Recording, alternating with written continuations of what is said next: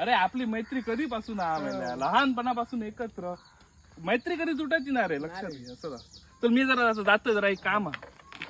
अरे hero Honda आता विकून टाकती, जुनी आणि नवीन घे मरे.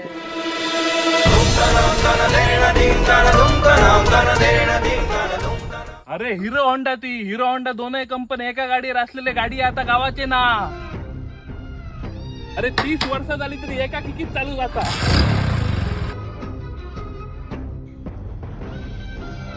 शंभराचं तरी पेट्रोल घातलंय ना अख्खी दुबई फिरा नेतलं.